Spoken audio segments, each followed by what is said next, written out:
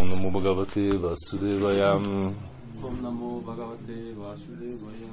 Om Namo Bhagavate Vasudevaya. Om Namo Bhagavate Vasudevaya. Om Namo Bhagavate Vasudevaya. Om Namo Bhagavate Vasudevaya. Bom, então, Prabhupada Purushambrita, as instruções nectárias de Prabhupada Bhaktisiddhanta Jai.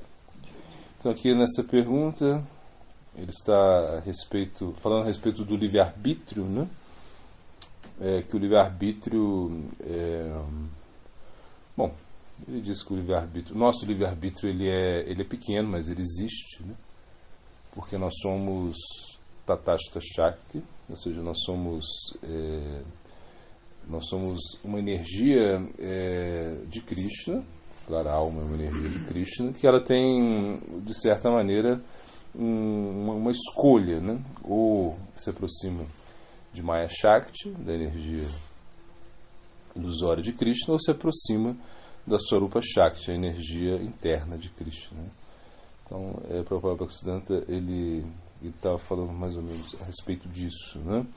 E na realidade, o que ele diz assim muito, de uma forma muito enfática, é que a vida humana não se destina a coletar inauspiciosidade, ou seja, toda vez que a gente tenta coletar inauspiciosidade, nós somos castigados, né?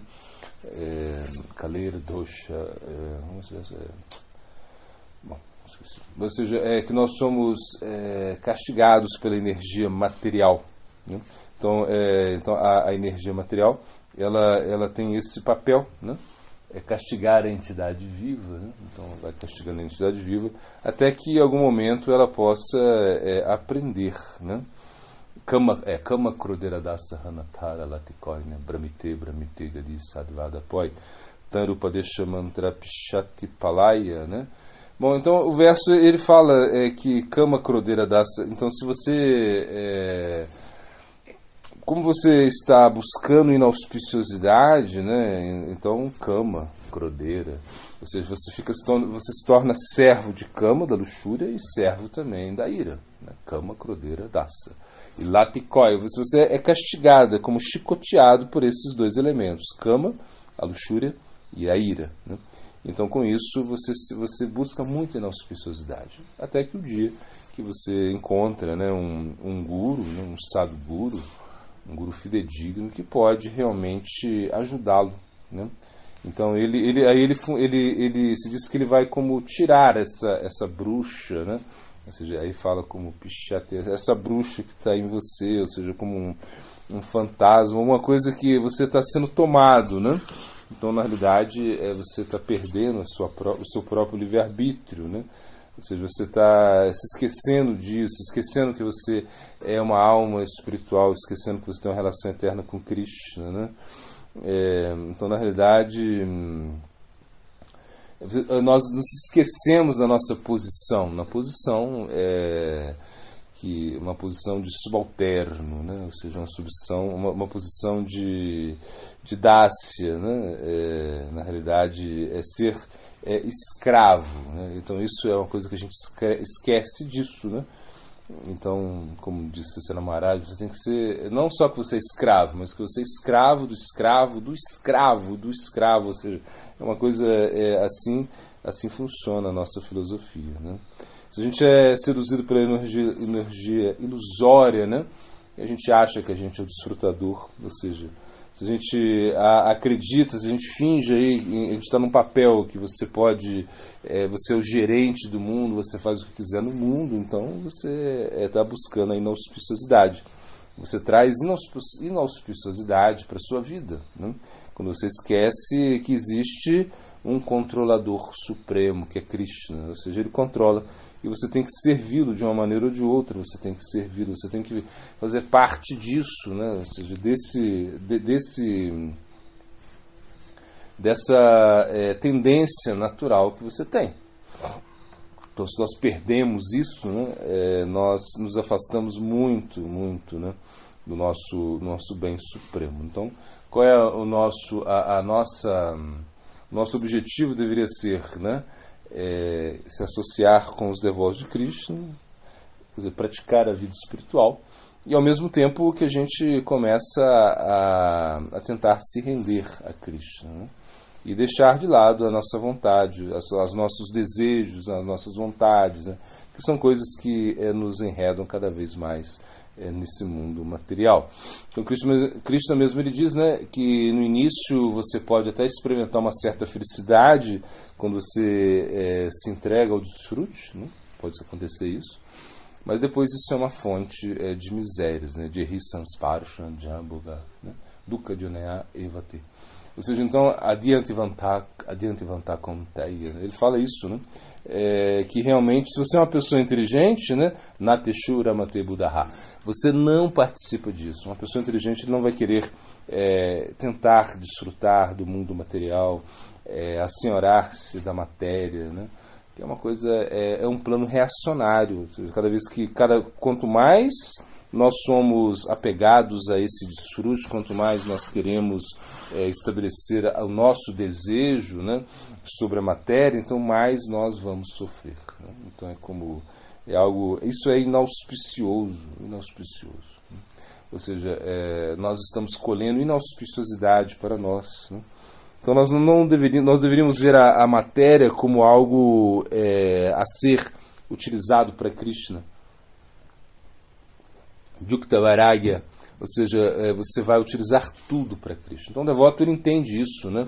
Então, por exemplo, quando ele entende os conceitos, né, de ações que não são Bhakti apropriadamente, né? Ou seja, Aropa Siddha Bhakti.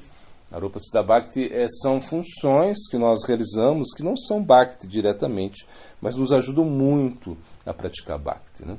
Então, por exemplo, você vai de repente fazer uma horta, você vai cuidar dos animais da fazenda, você vai fazer algumas coisas que estão relacionadas, né, à nossa manutenção, como por exemplo, de repente coletar, né, ou seja, arrumar alguma maneira de você subsistir, né, construir, tudo isso é Aropa Siddha Bhakti, são funções que inclusive até dormir, escovar dente, ou seja, tudo isso você pode conectar isso com Bhakti, Aropa Siddha Bhakti.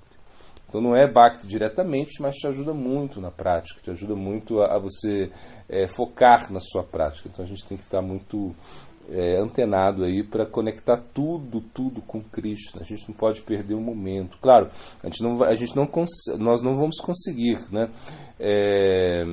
seguir essa instrução, assim, Kirtanyasa Dahari, cantar o tempo todo. A gente não está nesse nível, né, de Haridas Thakur, ou seja, de devotos assim tão elevados que cantam, né, como Krishnadas Babaji, Akinchanadas Babaji Maharaj, né, que é discípulo de Prabhupada Bhaktisiddhanta, ele que cantava o tempo todo, ele ele praticava muito, assim, e mesmo quando ele estava, como Gurudeva disse, quando ele estava dormindo, né, eles viam, né, ele continuava a cantar, né, que ele ficava roncando, não estava roncando, estava cantando, dormindo, né. Tem nessa famosa história que chama um médico e para ele estar passando mal, o médico vai aí apalpar o coração dele, né, vai ver como está o coração dele, e ele ouve só o Mahamanta Hare Krishna, né? Quando ele coloca o aparelhinho lá, vai ver o coração dele, só ouve Hare Krishna, um Kirtana, carta, ele olha assim para ver se tinha alguém cantando no quarto, não tinha ninguém, mas ele estava cantando Hare Krishna, o coração dele cantava Hare Krishna. Por quê? Porque o Mahamanta Hare Krishna estava entronado no coração dele, né?